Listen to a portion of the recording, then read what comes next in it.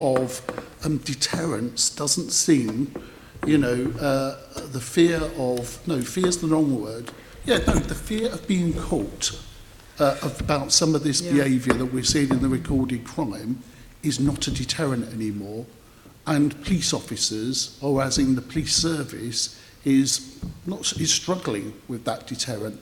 That actually the people that commit harm or commit these crimes are taking it on the chin if they happen to be caught or not, or likely to be caught.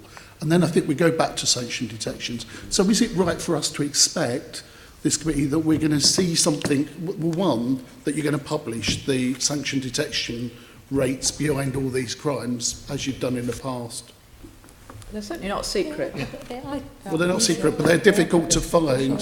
I think they're published. I couldn't find, I struggled yesterday to find, if Well, that's it. get them for you. Secondly, that we see a new way of judging that performance in the rounds, the sanction detection rates, that if we could have something that we could make sense of in the future about the range of issues, it might be something that we need to pick up on. If I just move on to the issues of yesterday and the clarity advice around it, and like you said, it's not new about those issues and screening out crime, and for a number of years I think colleagues in the Conservative group have raised issues about screening out crime. I have always worried about mixed messages and what it means down for the people making the discretion. What does it mean when your boss says X, and do I do it literally or do I not? So I go back to the issue where I witnessed a police officer once telling a group of residents, we only do the basket of 10 crimes and nothing else, which could be further from the truth, but that's what happens. The communication internally in the Met is not as great. And I do think the intervention yesterday, that was much needed in terms of the issue, I accept that, I thought was a bit clumsy. I do think it's time for the police to have an honest conversation with the residents, not just with the establishment, politicians, media. I mean, we use the media in that way to explain now what is going on. Because, like you said, it goes back to recording crime, it goes back to the prevention issue. We've got a stretched police service, and actually you're not telling them that you're not going to do those crimes, but actually you're going to put into clarity about what happens and when. And if that is the case, the trouble is, mistakes get made.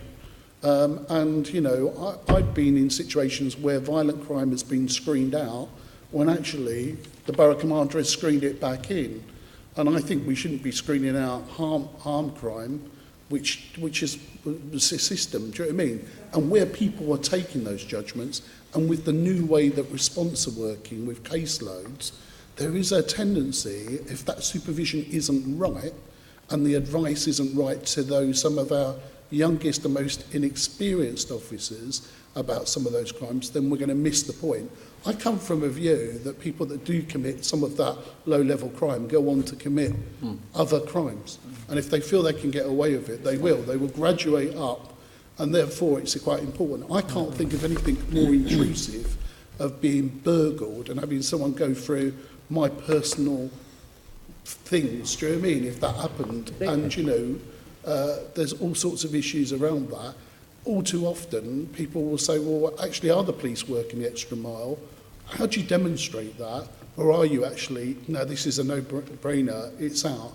And how do you get that, someone who's worked coming to the end of their shift, talking to a member of the public, a bit tired, may have had a difficult and challenging shift, as you do, of where they're just going to say, actually, no, it's not going to happen. The victim doesn't really want to hear that. How do we actually instill some of that interaction with the public, where if we carry on, and I do think it was a clumsy intervention yesterday, where we'll lose the confidence of people that we shouldn't be losing confidence of. Lots of things there. Very briefly, confidence in the police is high. It's gone on being high. There are some strands of confidence which we're working very hard on, but confidence in the police is high, and I'm absolutely convinced that it will remain high. And actually, what we have seen this year is an outpouring of understanding of the police, interest in the police, care for the police, wanting to help the police. And I'm looking, as you know, just as an aside, to mobilise people and communities to help them to protect themselves more and to help them to help the police more. And I think we can maximise some of this. Out of all that ghastliness this year, there are some good things, and we can maximise that. And I think we will continue to. And it's certainly, when I talk to my people, I say public confidence is our number one thing. Within that, it's being competent and dealing with violence effectively. So I'm not. I would be really, really worried if I thought this will have a long-term impact on public confidence. In terms of deterrence, I think that's an interesting point, Len. I'd love to debate that with you and others elsewhere longer.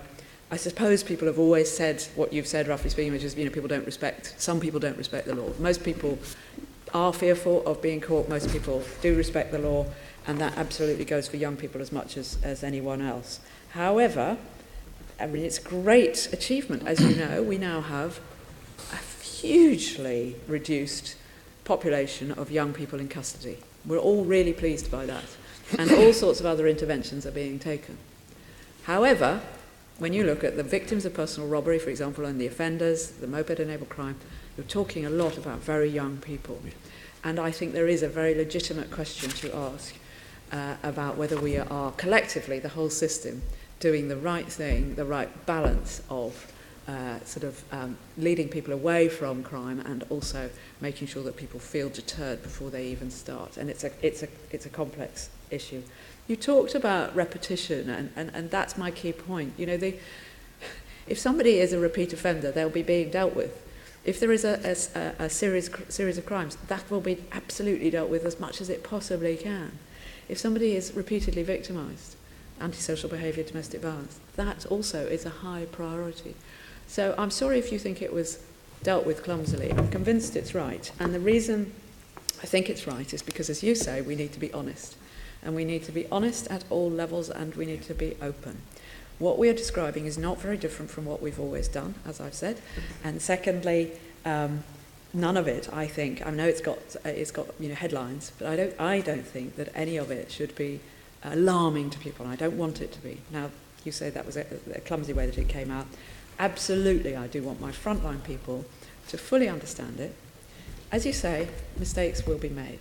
They will have been being made over many years. That's kind of what happens when you've got 42,000 people. Some people don't quite hear exactly what was intended or use their discretion, which I still want them to have, masses of, in a way that when it's supervised, when the borough commander looks at it, you think, oh no, that's not quite right, because you didn't think of this or you didn't think of that.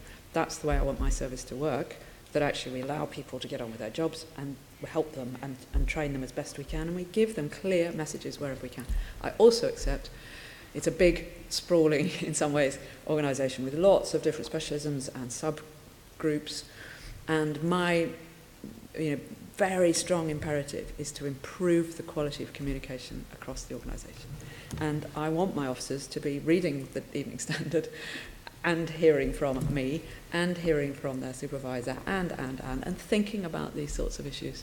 And I'm out and about talking to them all the time. I'm out and about talking to the public all the time.